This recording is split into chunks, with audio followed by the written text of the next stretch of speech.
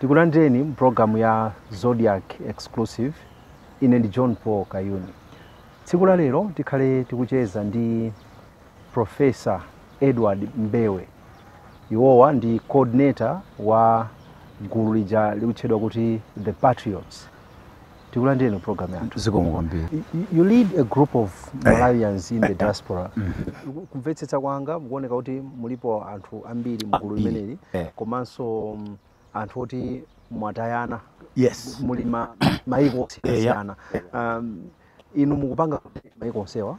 So pano choyambira chimene tinapanga tinafuna kuti tiyambe ngati ka pilot program.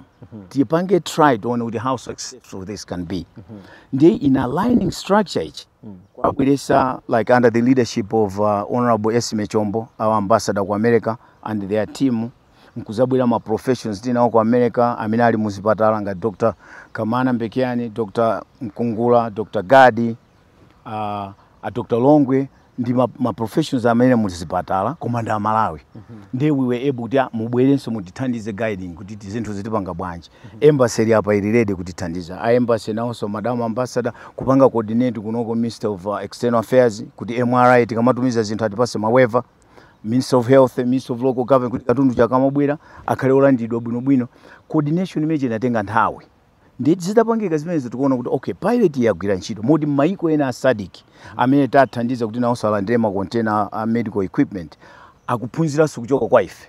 Siku Malawi kokha? Ayi zinthu zisiku Malawi kokha yani. Chifukwa zimene tinasachita kuti ngati tichita ku Malawi tileperaso bwanji kuti tithandize maiko ena. De Zimbabwe ikulandira ma container 40, Zambia yalandira ma container 40, Lesotho yalandira kale ma container 40. Madagascar yalandira ma container 40. Ndiyi tufuna tipange cover ndi southern part of Africa. Tikamba za ma container. Koma kufuna kumvetsetsa kuti potengera kuti muli maiko osiyana mumaliyendetsa bwanji gululi. So pano masiku ano ndi technology we don't have excuse. Chifukwa ngakhale apo tikupanga interview ndikanakhala ku America tikanapangabe. Mwina nkanango nena kuti ndi pakati pa usiku koma kumeko ndi mawa then ndike ma lights. There's no excuse kuti zinthu we can do globally. The challenge tikunena panopa all ask ndi kuti zimene tapanga ndi embassy ya ku Malawi ku America zithazo kupangidwa ndi Amalawi amene ali kuti ku France, amene ali ku Germany, amene ali ku Ireland, amene ali ku UK, Australia. They can pick something and do the same. Kaya panga za madzi, kaya panga za skulu, kaya panga za ulimi, they can do the same. Chifukwa template tinayo sapano. Chifukwa ndi mafuna ziti mwina mmakumana kangati. So it doesn't need really meet physically. Yeah, because of sometimes we as people we are animals of habit. Ndezima thandiza kuti tipange structure nditu ndi every Saturday. Timakumana Saturday yonse ku America ngati ndili ne ku Chicago. Imakhala half past 12. Akakhala ku eastern side ya America imakhala 1:30. Chifukwa there is time difference. In the 8 hours difference in Malawi. Kunoko ku Malawi imakhala solid nthawi 8:30 madzulo ali osa Saturday. Anthu akuchoka m'manyumba mwawo ndithu kapanga pachani pa computer ka pa phone ku join nawo ma meeting. Pali Zoom link imene timapereka. Tikambe nkhani imene ndikhoza kunena kuti mwadziwika nayo kwambiri ngati Patriots. Nkhani yogawa ma container muzipatala. Mwagawa ndithu ma container ochulukirapo sindidziwa kuti pano mwina mwafika ngati. Pano mwina afika 21 22 kuteka kutangolandira uthenga kuti enanso anyamuka ngati kupita ku Pumento kuzomba kunkhota kulikoma ali njira ena akulikoma ndikhota kuti afika kale pa Dar es Salaam akubwera. Mwina by Friday kapena Monday akhala kukaperekedwa kuzipatala. Thandizo limene limachokera kuti. So pano thandizo limene tinapangira zinthu zinza kuti choyamba timapeza munthu amene akuchoka ku bungwe la Project Cure. Anthu aja timapasa $4,000 timasonkhanisa ndalama zija kwa apasa kuti abwere kuno. Ndi ndalama zimene zikuchoka mu diaspora. Tikumaita kusankhana diaspora kunoko ku Malawi ma Patriots kusonkha atu ndalama kuyika pamodzi tikasonkha ndalama zija anthu aja amabwera. Ndiye tapeza kusothandizo ndi azathu aboma komanso achamu chifana onse akulandiranso chithandizo chimenechi. Ndiye munthu uja akabwera amatithandiza mwina transportation malo ogona azathu sa PIH partners in health. Naonso kuti kwangopanga naonso yawo assessment ya needs. Chimene timapangira kuti anthu aja akabwera akakumane ndi ma professionals pa chipatala pacha. okhawa pa chipatala atiuze mavuto awo osati zija zomangompasa munthu chithandizo munthu ali ndi size 5 sapato kubwera size 11 sapato savala ndi tikufuna kuti anthu aja akabwera kusapanga assessment ija inuyo kunoko mwauza tikufuna chakuti komanso anthu aja tauza pa zipatala paja kuti assessment musapanga chipatala pokhapo ya mupite kuma clinic mupite kuma health care center mupite kuma community kuti ikhale boma lonse ndi mu approach imene tikufunanso a DC akhalemo ma TA akhalemo mafumu apafupi akhalemo komanso ma members a patriots akhalemo ndi procedure ikachitika akapeza zimene zikufunika zija amabwera kucha ndi akabwera kucha amaziwa kuti kunkhota kuti kufunika chakuti kunsanje kufunika chakuti kuchikwawa kufunika kuchitipa kufunika chakuti ndi tikatero sopano timakasaka anthu kuti atithandize chifukwa container icho kuti apakire processing ndi kupakira it takes about $36,000 ndi akaika katundu uja akasonkhanisa kuika katundu pamafunika sono shipping kuti chose kumene kuja abwere kuno ndi 36,000 ndi tinapita kukasakasaka anthu kumene kuja kwawo zoti mavuto athu akuti Madam Ambassador estimate chombo kuti thandiza closing nakasi zinthu zokamachita pakhalenso image ya boma chifukwa nthawi zina zimakhala kuti awa wangofuna zija ndalama ndiye kupita kumene kuja tinapeza ngati Islamic Relief USA ndi anthu achipembedzo kuamane kuti thandizo la ife mapita kuli konse kumene anthu akufuna chithandizo anabwera ngati ma partners athu UPS Foundation ku America inabwera mapati chalichi changa Amherst Presbyterian Church anapanga fundraising ya container imene inapita kumzuzu ifeyo ma diaspora tinaikaso ndalama limodzi pamodzi kupanga container imene inabwera pabwaira kuma katundu ali mu container mucha akumafika estimate mwina 2.5 to 2.8 billion kwacha kuma katundu yokuti muganize pa mtengo umenewo ndi wakuti is targeted nanga sinu mwatuuza zimene mukufuna ndi kuti uzoti katundu uche sono mukalandira zipatala zizi ma standard aine ya kusenta ngati panchewa atuza kale kuti anali pa 2 ka pa 1 star panafika pa 3 kutanthauza kuti tikapangaso zimenezo mwina akhoza kufika pa 5 mwina mutatita mbasulira kuti muma container menemo mumakhala chani mwangoti zipangizo mankhwala zipangizo sono muma container menemo amatiuza ndi amene apa chipatala pacha kuti ife kati tikufuna mabedi tikufuna x-ray tikufuna mapampu tikufuna ma ultrasound tikufuna amanena pacho ndi kuona kuti ma container aja amakhala ndithu osiyana katundu ali mmenemo ngati azathu akuthyola alandira machine a urgent table la dentistry ndi ma equipment a dentistry komanso urgent rehab ngati ma treadmill chancha chifukwa amapanga rehabilitation mukuona kuti zimene sizichitika kuchikwawa afunanso nawo zosiyana mwina afuna za maso blind chifukwa cha different matenda amene akumachitika mwina zipatala za muno town they are much critical ndi angozi chifukwa cha magalimoto town mu njinga za moto ndi ane kuti ife ku ICU tikufuna mabedi ndi mabedi mukuaona aja amageso okwera kutsika amene akufunika mu ICU ndi zimakhabe zosiyana kutengera ndi mmene anena apa chipatala paja kuti ife tikufuna mwakuti katundu kuti athandize. In September 2022 you met former president Lazarus Chakwera in USA where you pledged to help source funds and the expertise towards the country's health sector. How much of that have you done this far? So that conversation, the minister we were able to say titapanga ma priorities athu aja titapanga list kuchoka education, healthcare kuzafika mpaka entrepreneurship.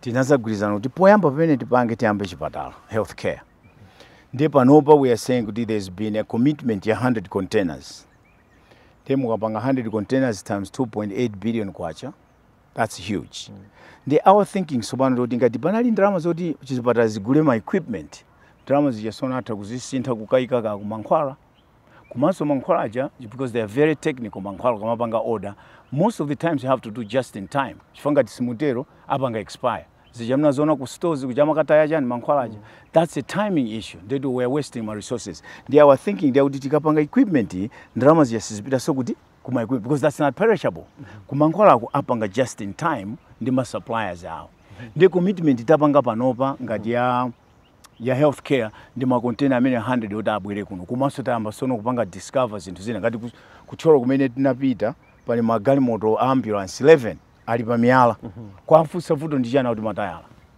kuma nkati mwa ambulance mucho muona kuti zinthu value zili nkati mwa ngati ma defibrillator oxygen tanks mabedi kumakona $20,000 koma galimoto ili patayala ikufunika 100 kuti iyende zinthu zosaveka ndipo zopyesa mtima ndisono tifuna tione kuti kodi titumize matayala sopano tikamatumiza makontena muzipatalamu kapena matayala kuti apanga sosi konkuno ndiye tikapanganso brainstorm kuti tione kuti what's the best way to do it.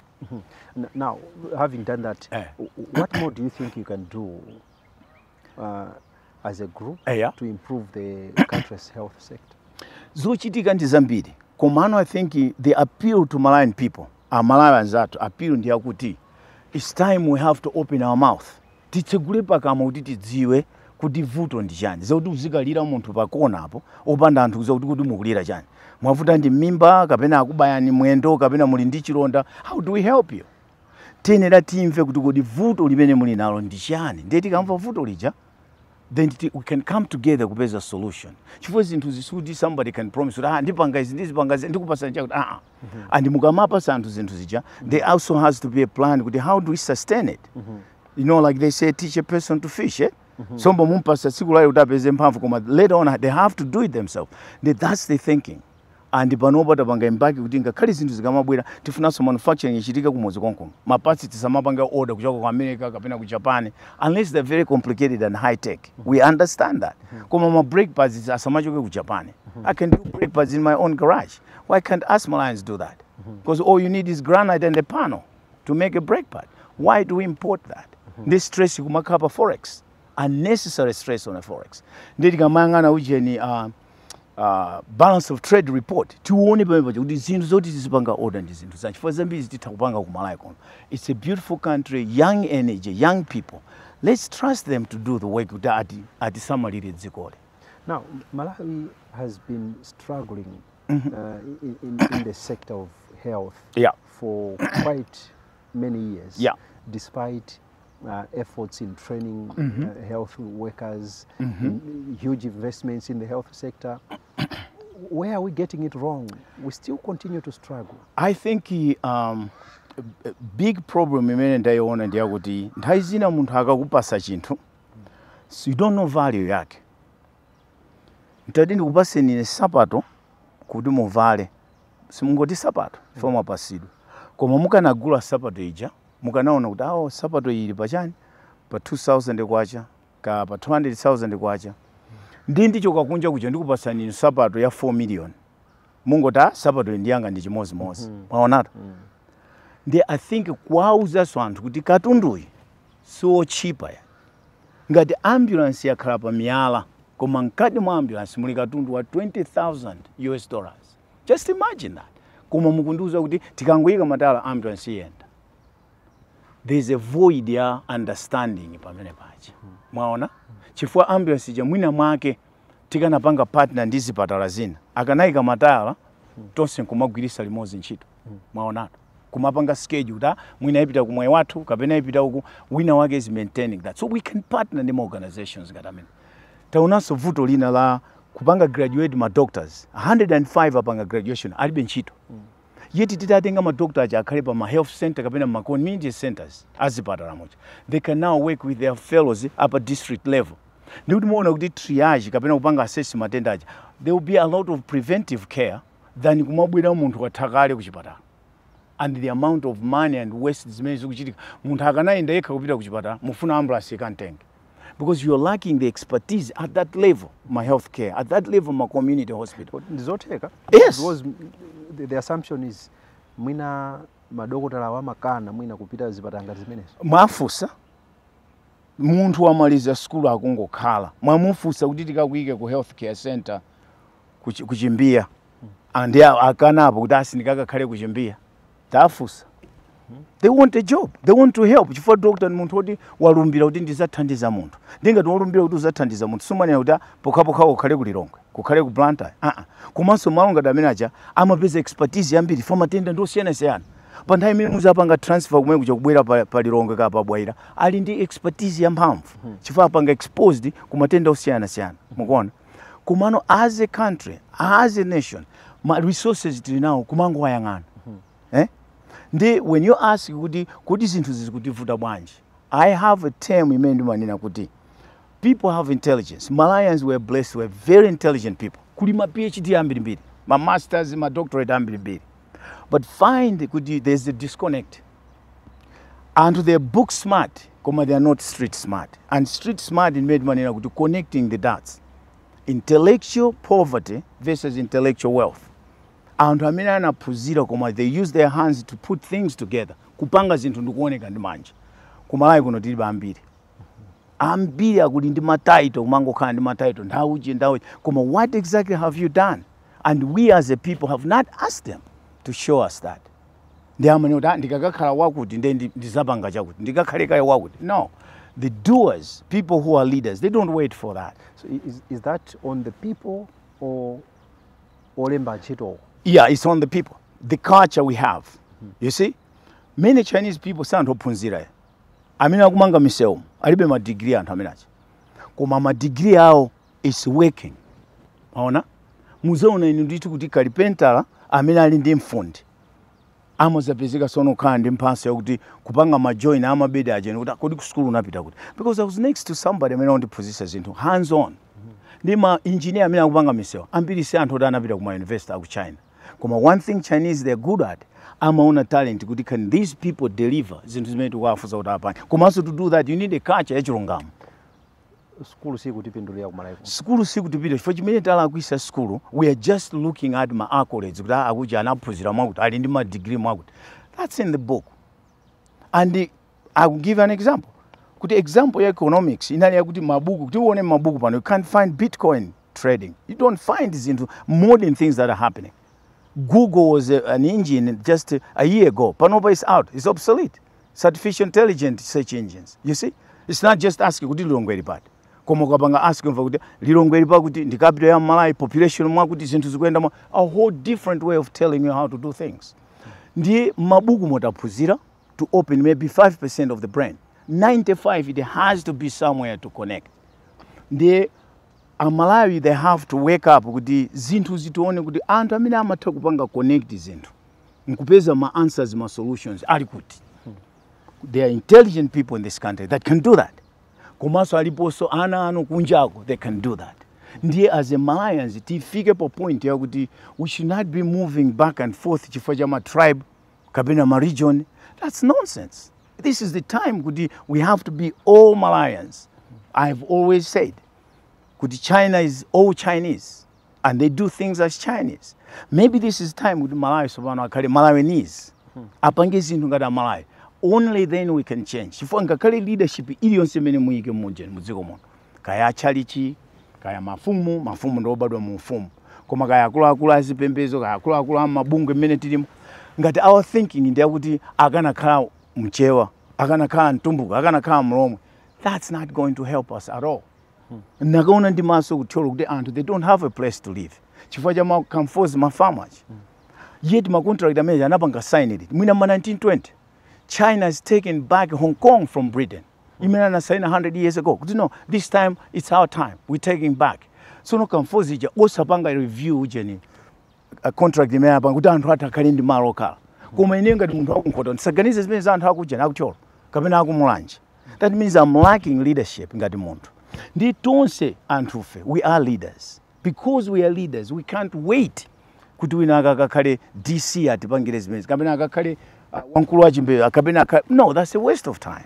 Mwakamba nkhani za malo kutcholo kuti we should own land. Yes. Alipo ena amene anabwera poyera ndikunena kuti apatichite chonchi zinthuzi malo ndi athu khanga tikuti pena pakisi zinaende bwino ma contract mukunena amaoneka ngati kuti ndogalukira pakana mwina ena anapeza nazo mavuto. Kupeza mavuto chifukwa chani? Chifukwa choti abwera poyera ndikunena kuti malowa abwerere kwa anthu. And that's the problem. That is the problem. Chifukwa ngakhale malo akabwera akati abwerere kwa anthu, there's a process you can do that. Chifukwa mwena kuona kuti kodi farm ijayi how is it benefit Malawi? Anthu ambiri mmene taona pa chipatala cha Tcholo. Anthu amene akubwera pamene paja ambiri akulima ku farm mafamu atiyacha. Koma chipatala cha Tcholo sichikupeza chithandizo ndi partnership ya anthu akutiya pamene ena akatiya pamene anthu ambiri amene akugwira ntchito kuti chakubwera pa chipatala pa Tcholo. Mukuona lack of disconnect because we have not demanded of them to be part of this bringing this country above. Ndalama zimene akupanga mtimu kuti ndigule Lipton tea ku America pa ndalama zimene zikuperekedwa $10 $15 kuti tione kuti ndalama zimene zikufika ku boma la Thyolo. You see that? Ndalama zimene zikanati zibwere Thyolo. Boma la Thyolo kanakhala one of the most richest region district in Malawi. If we are able to have a way kuti ndalama zikafike mpaka ku Thyolo kunthaka kuchi anthu bwezali ndi chimanga akulandira chimanga. Now that connects to governance, utsogoleri wa dziko. Intellectual wealth. You see what I'm saying? Intellectual wealth is the ability to ask a question. This is not adding up. There's a disconnect here. Let's find a way to connect it. Modern technology munthu asakali ndi minda yaitali chonchi chef with modern technology and modern farming. Artificial intelligence can tell you exactly that a smaller area you can produce in MBB. The size of Israel is producing much of the crops. You don't need all that land. There is time to actually sit down with how can we best do this? Kapena anene kuti half ya farm yoko 1/4 ya farm ambe kulima chimanga kuti azipasa anthu. Welfare even ku America iliko. Anthu amalandira chakudya ku America choka kuboma. And we can do it here by actually redesigning zinthu zambiri zinachitikadi. Tikamba za ulimi kutsogoloko koma ndimafuna tibwina tibwereso ku nkhani ya za umoyo, health system in the country. Our system continues to struggle, yes. We still have a weak system, so much that timadalira maiko ena kuti tikapeze thandizo la za umoyo munthu akavutika napezeka kuti tikupita ku maiko ena. How does that come to you as an expert in this field? So pano zinthu again ineyo malo anga kwambiri amene I find kuti nadalisidwa ndi looking at a problem kuliona vuto ndikuona kuti kuti vuto answer yake ndi chani. Ndi malo amene ndimayamika Mulungu anandipasa mphamvu imene anandipasa mwayi oona vuto ndikuona kuti vuto litingalikoze bwanji. Ndi chithandizo ngakhale kuchoka kwa azathu akunja chimachitikabe. Munthu pa moyo wako umapezeka chithandizo. Koma ukachipeza chithandizo chicha nthawi zina timango makapempha zinthu. Momwe kuti tibwerese ndi ma ideas kuti ine kuti ndibwere kupempha zinthu kodi inu mutani mubwere tipange chakuti. Sinalandira chimanga kuchoka ku Ukraine. Tinalandira chimanga kuchoka ku Ukraine. Anthu oganiza titakhala pansi kuganiza kuti Ukraine ili pakati pa nkhondo kuti ikutipasa chimanga. Kuti sopano anthu amene amalima chimanga ku Ukraine pano akupanga chani fa dziko lonse lili ndi nkhondo. Kuti anthu amene achitika nati tipite ku Ukraine ali monsewo abwere ku Malawi. Matrekta amene muli nawo ku Ukraine abwere ku Malawi kuti kunoko muzizalima kuti muzipereka chakudya kuti ku Ukraine. But at the same time Amalawi akuphunzira ulimi wacha. For Ukraine was the bread basket of the world. Ndikuti intelligence ya farming ali nayo. Abwere anthu acha kuno tikhale nawo kuno atiphunzise ulimi uchi. In the meantime tikwathandizaso Ukraine pakati pa nkhondo. Tili ndakasinja kuno kasinja mozi ndi 6 million. Ndi mutenge 6 million mwauzi ku Ukraine kuja muti pase matrekta. Muganiza kuti Malawi ino zapanga nkhondo kuti zisunga makasinja. For what? Mutenge makasinja mupite mukasinthe ndi matrekta. This whole country is rich. Kusakhala matrekta kuno everywhere. Ndikuona mu street anthu ali busy nditi njinga takabaza. Imagine that is Magrima, Matilas. Every person amene ali ku Enbig is a transport. Akhale ndi meja akalime kumindawo. This country can change overnight. Ndikume we wasting my resources kumweka mjinga za moto. Maudi zimezi kanakhala Magrima akalimiro 4, 5, 6 hectares. This country will be ablaze everywhere. Ndimafunsa kuti as an expert in the health sector. Mumaona bwanji zimenezi kuti tikudalira maiko ena. Mumamva bwanji? So pano mu health sector mumayenera kukhala coordination. Mumayenera kukhala collaboration amayenera kuchitika. Kudalira maiko enawo ndikukamba kuti ndikadwala ine pano. Ndiye kuti ndipeze thandizo labwino la mphamvu. Ndipite ku India, ndipite ku South Africa. Nanga simwina wani pali anthu amene ali ndi ndalama they can do that. Alipo anthu andalama kapena boma limalipira kuti apite kumeneko. Komano ngati munomo kamuzana tsegula university kuti anthu aphunzire za chipatala. Ndiye apase ma equipment oyenera komanso titapange connect. Panopa ndi modern technology muona kuti doctor amene ali kunoko on the ground tapanga ma medical missions angapo ndi Dr. Tania Nkungulwa and the experts ndi Dr. Longwe kubwera kujeni ku Queen Elizabeth kukapanga ma operation ndi their fellow maxillofacial surgeon Dr. Mchenga. Ma trip awiri anapangawa pangidwa treated anthu about 66 people. Anthu amene aja akanapita kunja. One patient ndi guardian mwina ndi $50,000 kupita kunja. Komano abwera ana Malawi ndi anzawo kuchoka kunja kubwera ku Malawi kuti tiye tikapanga operation kumudzi. Akanapita ku Jamaica ku holiday. Koma atenga holiday abwera ndi anzi zawo. Anthu aja akabwera kuno kuti taalandira ndipo ufunika kuti boma ndi anthu akapezeke ku airport kuti taonani to. Anthu ana athu akubwera kuchoka kuti kuchipululu kuzatithandiza. Ndi akafika munomo we can make a structure yakuti akamapanga zinthu zimene zicha they can start now coordinating these zipatala zambirimbiri ku America kucha. Kuti ma operation amene ali very complicated kuti mwina sangapangike kuno they can start happening here. Chifukwa tsopano ine ngati loko dokotala kuno ndipanga operation ngati on the line as a telemed kuliso specialist ukoko I can actually say I think I can do this. This operation can happen here. They don't have to go kuti ku South Africa. Chifukwa ndi nawo anzanga kumene kuja kundozo pangapo pangamwa kuti panga that structure kuti ipangike this country has to be ready. Kumano kumapezeka kuti muone pano pangakhale mene ma container akubwera. Talepera kuti even we have to get a voice kwa atsogoleri kunena kuti taona ni zimene zikuchitika. Ndikuti tikanatha tsopano anzathu ali ku UK, anzathu ali ku Ireland, bwezi nawo sakunena kuti ife tipange chani. Kuti atsogoleri osakufuna ndi pamene ndiye funso lofuna kufunsa ndi pamene pali funso kufunsa kuti vuto lathu kwenikweni ndi chani. Chifukwa ivi ineyo ndikuthamanga kupita kuononga ndalama zanga. Anthu amene a patriots akuthamanga kupita kuchoro kupita ndalama zawo sakutenga ma allowance. Akupangiranje zimenezo ifa akudziwa pasi pa mtima kuti anthu akufunika chithandizo. Does that discourage you in some way as a patriot? Because I've reached a point in my life that what I wanted to do for me I have done. The rest of what I feel is atsalira pa moyo wanga. How can I help people? And that is a personal conviction I have done. When I look in the mirror, what is next? That's it. Tibwere mbuyo munakamba nkhani za ulimi, za matrekta, zina zotero. Pamsonkhano umene munali nawo ndi achakwera mu 2022 September. Munakamba aponso zimenezo kuti mukufuna pambali pa za umoyo muyambe kuthandizanso ku mbali za ulimi, agriculture, education. Zili bahati zimenezo zopana. So that's the other problem.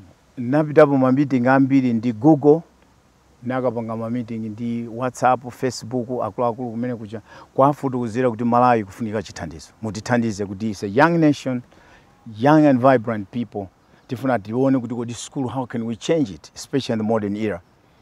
Uona nthawi ya dzinja ino bridge has been washed away, ana akulepera kupita ku school. Koma if we had a way kuti ali ndika laptop, ali ndika satellite, because that's another problem. They can stay kunyumba kuja and still kuphunzira through my YouTube or WhatsApp platform. Nkupanga so submit my exercise. Ngati panopo ku America there's an storm yekupangika ya snow. They can still go in class because of online. Yeah. Pa Malawi panopa right across Malawi from the north to the south. Pamapita satellite ya Starlink. Imapita satellite ya Starlink. Kutanthauza kuti we can stage these things. Titayankhulana nawo bwino kuti we need help. Then tauza kuti Malawi is a young nation, a growing nation, and as the clock of civilization is coming back to Africa, we have to be ready. Malawi dinali bottom poorest country, panopo we are shining star. We don't even know the value of Malawi. Mabino zosa akwapeza Malawi. We don't know the value of this country. From zero to a shining star. They can't even say how rich Malawi is. Because it's that star. There's one of the problems that and we have to be ready and to be very careful. If developers, we have to be ready. And your generation is so strong, so powerful, that if we encourage and empower you guys, we say, no, we need people who want this country to move forward. That's also the second vision of colonization. Ndiko education utitakankhulana nawo ananena kuti tipange izizi we need a 5-year program. Chief, we've done that in India. And some of the commitments highlighted kunena kuti we can give Malawi 10 million computers. Kuti tiambe kindergarten, primary school, secondary mpaka university. Aliyense mwana akhale ndi ma laptop. And ma designing aka laptop amakhandika solar panel. Solar panel you connect palika light. Solar panel connect, there's a light. They can be able to charge it palika light. Kumapanga homework. At the same time, they're connected to a tower. Tower imapanga restrict energy. They can only go many materials at school. There's Khan Academy on YouTube. They can actually watch physics, chemistry, my programs got a and you can actually monitor it. Apuzisaja, I got my Google documents, my classes, they can access it. The idea and the regardless they can get education, they can receive it. They have done that in India. And ananduzo can do it to my Diana and Uzo, kuti tikufuna tuone national plan. Ulendo menagana ndi achakwera mukunena. That was one of the things I did. Nobody followed up. None did one phone call for Minister of Education, and that was it. Nothing came of it. It's frustrating. Donors, you can't just do it all, which is true. I on the ground and we can see exactly how can they do it. It's too complicated. It's not complicated. The phone. That's the most complicated technology Malayans are working with. Cell phones. A computer is not complicated. You are going into WhatsApp. Almost everybody is by WhatsApp. I mean, 100 messages. 100 messages. And if you can reach them through that same WhatsApp, where homework you read, you submit it. Kumano, that's the thing, right? We already know technology is here. Kumano, we are failing to connect. To change this country. Now, follow up. What did you do on your So part? I went back. I said, I need some time. And the reason that I need some time, couldn't find out how do I get into this space? If we're at the end of the day, that's why the Boma, the bridge. Boma and the bridge. And you need a strong bridge to move things over it. The bomb and the bridge in the airway, we cannot pick sugar. We need a strong bridge to carry us through. And to do that, there has to be a measurement of performance. Bomb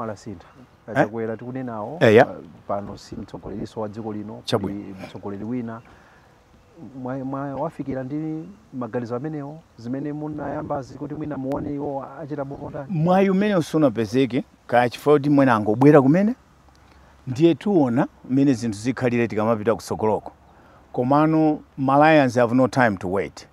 The people are energetic, the people are ready, and we need to come up with answers. In the end, we have been looking at the whole structure, how can they work. To be able to deliver to our people, we have to have a conversation. Almost my leadership at we need performance measures. We need to see strategies. We need to see how to deliver it. What's the time frame? And how do we help by understanding where is their head at? If we don't know that, we can't help. I had no idea what this is 11 ambulances. Patrol 11 ambulances. Zonse zili minyala. Ndude anthu akufa mmamidzi. Kulipira kuti abwere kuchipata. Chifukwa cha matayala. Matayala. That's infuriating. Now, you have been outside Malawi for quite many years. And obviously you've learned a lot from other countries. Mukamaona looking at Malawi from a distance, kumaona mmene tikuvutikira ngati dziko. Mmaona kuti vuto lenileni lili pati kuti for all these years we have been independent, we have existed as a country, but we tikukhalabe osauka. Vuto lili pati. I think maganizo kaganizidwe.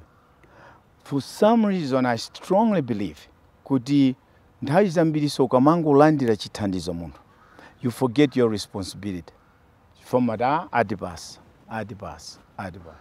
Zaulere. And I gave you an example ya Sabato. Do you know my ambulance muli nawo kuno aja my Land Cruiser? Not everybody can afford that in America. Those are about $140,000 garimoto. You have to have money to buy a car like that. I don't think our people know that. I don't think they have no idea. They have no idea. A Tesla cost about 90,000, Model X. Cybertruck cost about 100,000.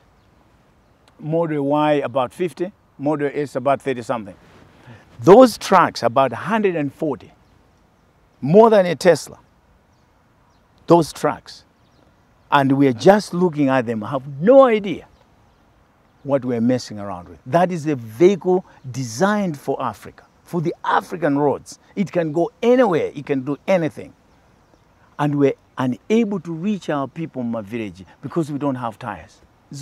Are we serious as a nation? The vuto, sikuti anthu otithandiza palibe. Koma vuto ndira kuti how do we put a structure of sustainability? Chifukwa chinyengo mudziko muno chakula kwambiri, and there's no accountability. There's no oversight. There's no performance indicators to people. And there's no firing of people that are failing to do their jobs. We have to be serious to change this country. Or these young people, they will not have it. They will not have it. They'll burn this country down if we are not careful. If we are not careful, this country, minerals zimene zili muno mamuti zipanga manufactures into muno. These young people are burning to change this country, and we're not giving them a chance. Tizinyamula makoko kumapitisa ku China. Why can't we make things here? Because they're strong enough to dig the mines. They're strong enough to smelt what we need. But we're failing them every time and again. And since kuti kapena munthu anapita kunja anakaphunzira kapena ali kunja ayi. Many of us still kunja kuti nkhani ya mapepala basi. Awo anaphunzira ndi ma degree. They don't have an idea how things connect. The illusion yoti munthu povize ndophunzira ali ndi mansala. That's not the way. That's not the answer. Ndi ineyo as an example, I'll tell you, it took me time to really triangulate of how things can work. And when I had that moment, it was nothing to do with school. Nothing to do with school. And then you shape that thinking, oh, this is a whole different way of thinking. Now, Forex. I said, the issue of Forex, you can resolve this in 6 months. Mwauze mabanki ose kumalawi abwere pamodzi apange formulate one conglomerate bank atsegule banki ku America kuno. That bank here in America muli Malawians ambiri tiyamba sopano kutani kupanga banki ndi bank manager. Tili ndi masalaries tipanga banki ndi bank manager. Bank manager now can offer us kupanga connect ndi Malawi housing. Amalawi ambiri takatumiza ndalama kuno kuti timange manyumba. Manyumba kulibe. Muzingogwitsa ntchito kulibe manyumba azibala athu angodya ndalama. Apa kachimbuzi apa zinthu zosaoneka moto. That bank now can work with Malawi housing. Nkunena kuti 60,000 tikumangira nyumba nkhotakota. Ndikuti kuine ndingongole ndi banki chakucha for 5 years 10 years 60,000. Tukugula magali moto for 5 years 60,000. 120 for 5 years 120,000 tukupereka malona amanyumba. Koma tilibe manyumba kuno kumudzi. Imagine that bank now gives us a loan. Chifukwa kuziwa kuti all my credentials odita apa sendrama tili ndizi ntchito apanga access. Banki jasomano ipanga work ndi Malawi housing. Malawi housing somano ine kuda nyumba imene mufuna kumanga 40,000 60,000. Atenga ndalama zija akatimangira nyumba kunkhota-kota. Ndikuti anthu somano ati ndizi ntchito every district. Ntchito zambopangidwa created. Malawi housing ane kuda 5% imene tamangisira izi mutipase kutipa. I would rather take that 60,000. Ndikuziwa somano kuti nditenga banja langa tipita kunkhota-kota ku nyumba yomangidwa ya makono chimbuzi zonse zilipo. Munthu osapanga manyazi. Mona tourism sayamba kuda kubanga expand. Ifasono tikubwera kumudzi zinthu zikumangidwa macha mwa makono mwa plan. That level of thinking sumayipeza maklasi kapena mskulu. It's exposure. Ndi ndalama ziya zikafika kumene kuja kubanki kuja boma la Malawi likafuna kugula zinthu. Lipita kubanki nkumkatenga kubanki kuja mutigulire chakuti mutigulire ife tikamabwera choko kwa America kuchobwera kuno sititenga ndalama ya chifukwa account ichi ili kuti ili kuno mwandimva ndikuti black market mukuine nayi yatani yateratu sumaphunzira zinthu mu school you look at ma connections as it mwafotokozera atsogoleri zimenezo achakwera nafotokozera achakwera nafotokozera nkhani imene panali zinthu zambiri nafotokoza anali ndi nduna zawo pomwe. Is it that my priorities amakhala osiyana because those are brilliant ideas? I think vuto ndimene ndikunena kuti Malawi pena pake tikumasanga anthu kuti atitsogolere chifukwa kuti chama promises ose tikuti kodi zimunapangapo mutuonese pamene mungapangezi. Sopano pano ntati ndikuze nuto sopano mwina tikubweretsa ma agriculture ma equipment agriculture ku Malawi nokha munena kuti anthu azipangati zamuzipatala izi sizatani sizalepera kuwa munthu kuti sunapange bchiuchi kumakapanga promise anthu ndikubweretsa kuti anthu basi kalikiliki munthu ndi amene ndi zimene zikutipweteka chifukwa kuti muone aliyense akubwera mmene muja empty pocket akamachoka mboma muja thumba ladzaza sakubwera mmene muja kuti athandize dziko la Malawi. This is the taxpayers money tikuwapa anthu and trusted them for custodian and fiduciary responsibilities. Ndalama zisakugwisa zitikuwafusa koma katundu uja ndi wathu tayikaso mmene muja ngati anthu kuti atitumikire ife chifukwa ndalama ndi zathu. The idea kuti katundu ndi waboma, we have to change that. Malayans has to say kuti katundu ndi wathu so aboma ya nditi katenga ngakhale ma container akafika pa boma muonetsetse tikuwapa sa TA a TAA katundu watani wabwera mmene wabwera katundu isopano container iyi list talosesa katundu ndi iyi kope yanu ndi Mauchen ma patriots akuluakulu apa chipatala kope yanu ndi katundu chakatulutsa akumweka m'maodi afumu acha apite mmene muja kuona ndikuti do yakumbuyo ija yatsekedwa katundu satuluka mmene muja after 1 month afumu acha ataniso abwera kuti umu mnaika machina akuti akugwira ntchito palipo chilipo chachitika ngati athyoka atuze machina acha avuta chakuti tili ndi ma biomedic technicians kuja ayankhula ndi azathu ma biomedics technicians amene on the ground kuti chikufunika chakuti ndi computer titumiza mapatsa acha zinthu ziya zizigwira ntchito anditapangira zimene zodala kuonetsa kuti boma ndi bridge chabe zinthu zindi zaife and we have to change that for this country to move forward. Now, another area of assistance in Malawi is the area of brain drain. Yeah. How do you intend or how do you hope to intervene in this respect? A lack of engagement. And one of the gift ya Mayoko Sauka. One of the gift ya Mayoko Sauka. Ndikuti it ends up having so much intelligence abroad. When you look at Israel, it was the same thing. It had challenges, famines in Mavudo. Those people came to Egypt. And there had to be somebody to their land. That's a very classic example at Malawi. And we are looking for that shiny house on the hill. We want to be somebody. They are going abroad. They'll be going abroad. Kumano, we are feeling good. What talent do we have? And how do we put that talent into work? Kumano, we are busy. There's so much vanity in this country. In this country. They don't even belong here. That money should have been put into moving this country forward. Kuna ma ministry magamu amene akuyuzidwa and yet muzipatala maambulance akungokhala mitondo. Make that make sense. It's infuriating. For some of us, Mulungu watidalisa, we've been able to see the life kunjako. And every time we come home, we cry. Kulira. I have cried so much this trip. Professor Mbewe, tikaona anthu amene akutitsogolera pakadali pano. Anthu amene atitsogolera m'mbuyomo. Ndi anthu oti mwina umene mwayenda ino anayendamo. Akhalapo kunja zaka zambirimbiri. Zinthu zimene mufotokozazo mwina sizachilendo kwa iwo. That's the illusion Malayans have. Amalaya magenzo kuti anthu anapita kunja. They have got the level of exposure out atha kuyendesa dziko, kapena atha kuyendesa mabungwe, kapena atha kuyendesa pamodzi. That's the illusion. Vuto limene ndinayo ndi limene. Anthu akupita ku America uko, kapena ku Britain, kumakakhala kuminda. Mandimva? Akumakakhala kuminda. They are not exposed kuti akaone kuti how does the economy work. Ndi anthu aja akamabwera kuno kumakuzana kuti ine ndi wakuti. Ine ndi wakuti. Mukuona? Kuti mwafunse ku America kumapanga chanji yomwe mukachipanga apply kunoko. Nothing they have. That is a problem. Chifukwa Malawi ndi illusion imene tikapanga add on top of that. Uyu ndi nchewa, uyu ndi ntumbuka, uyu ndi ngoni, uyu ndi mulomwe. Ndi mukamba sokumanga musankha munthu chifukwa ndi wa tribe yanu, which is a problem. Until we get to a point kwafunsa anthu kuti munapanga chani. What have you done? Kuti tione example. And Malayans come together to say they want to put somebody in power regardless of where you're coming from, but you can show the work you have done. I kid you not. I have said this and I'll say again. If there's a chance to run this country, I'll do it for free. If they give you that If chance. There's a chance to run this country, I'll do it for free. and I'll change this country radical. Do you have malingaliro oti ndikupikisana nawo pa utsogoleri? Uh-uh. Because you have brilliant ideas. The only time I'll be able to do that, Malayans have to be ready.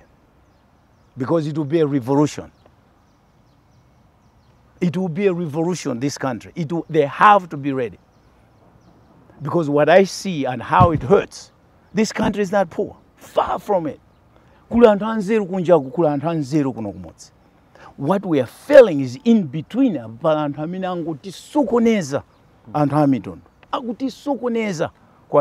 So we have to be able to demand, we can't do this anymore.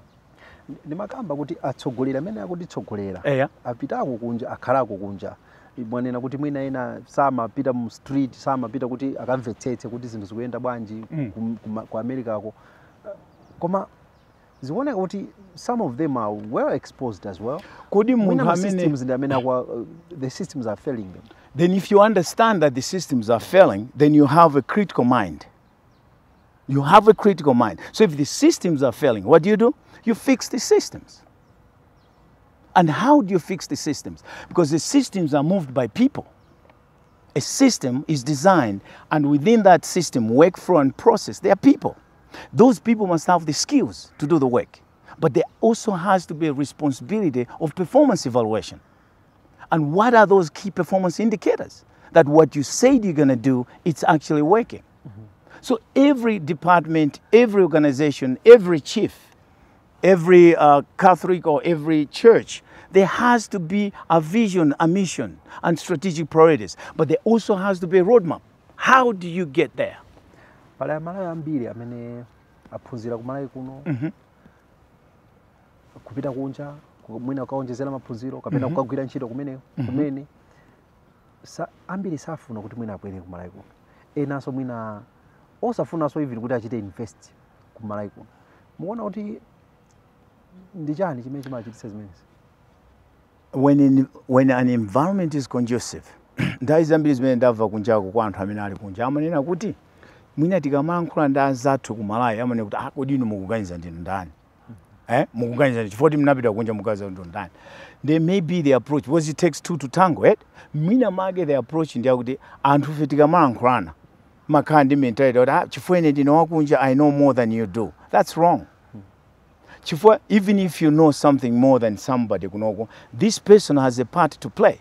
Chifukwa akuzana kuti inu mwabwera kuno kuti mmange nyumba apatu panali chidzenje kale. Ndiye mukamanga nyumba yayo mumanga pachani malola kuika. Because they know the landscape. Therefore, you to actually do something, you have to partner ndi anthu apansiyo. That's why mukuona kuti our success ni patriots. Ndiye kuti if we are just able kubweresa zinthu zija, koma zikabwera the toughest part, ndikuti zinthu zija zipange ntchito zimene kufunika kwa anthu kuja. And I will tell you the unsung heroes of this work, the patriots. Lions Club, Lodi Club, because they already know how things work on the ground. They already know what oversight is. They already know how do we manage to monitor this. If you miss that part, then you don't understand what it takes to be successful. Malamulo a dziko lino anasintha pakatipa kuti azilola munthu Malawi kukhala sozika mwina ya dziko lina. Yeah. Dual citizenship. Do you think that has helped? That provision has helped Malawi develop? It hasn't helped because at the table,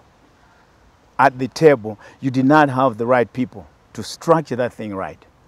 Atabwera achakwera ku Washington, ku New York, nayankhula ndi one of the economists, and in one of the meetings nayankhula kuti anabwera Malawi kuti azakumane nawo kufunsa za dual citizenship. And many Malayans akufuna kuti azibwereranso as a dual citizenship. But the bigger picture, Malawi, the bigger picture is dual citizenship. The bigger picture is the amount of money Malawi is leaving on the table with these people. Chifukwa anthu achakapanga register as a dual citizen, Malawi sono iziwa kuti how many people ali ku America amene ali dual citizen. Kumaso ku America ku anthu ngalife tindi ma American citizenship. Or at some point, you also have to identify those people. The resource we are leaving on the table. Imagine Malawi, my dual citizenship, we are 1.5 million, kapena ali 3 million kunjako. Ifa maiko osauka ngati Malawi kapena maiko amene ali ndi ma challenges ngati Malawi osati kusauka koma ma challenges. Anthu ambiri there's a brain drain mwane nachi. Ndikula Malawi ambiri kunjako. When you look at dual citizenship and the international taxation approach, ndiye kuti Malawi janena kuti ku America kuti ndi 3 million Malawians. Amalawi amene ali kumene koko tikufuna kuti azilipira kunoko tax 10% ya salary yawo. Boma la America now has a mandate kuti ndalama zimene azipanga correct tax. Ngati ku America uja tax ndi 22%, 10% ibwera ku Malawi. Now watch this. If Malawi has 3 million people in the United States of America, an average salary below poverty line is $55,000. Abange tax 22%, 10% ibwere kuno ku Malawi. When you calculate that, every year Malawi is leaving 2.5 billion on the table in America. Go back 10 years. Go back 20 years. How much money we're leaving on the table? And the bank itane naija. Ndalama zikanalwa kuti ndoti Malawi bwezi kungogula zi. This issue tukunena hapa is I go back to intellectual poverty and intellectual wealth. You need people that can think beyond the books in the library to connect the dots. So right now Malawi is leaving the money on the table for America because of lack of this understanding of dual citizenship. Ajapaseni dual citizenship. Kuma you find they're pushing back chifukwa kuopa kuti ma dual citizens aja abwera akapanga contest ngati MP. That's nonsense. Professor Mbewe, pali zambiri zoti titha kukambirana koma nthawi yatithera. Ndikuthokozeni kuti munapeza mpata. Zikomo kwambiri. Ticheze mu program. Zikomo kwambiri.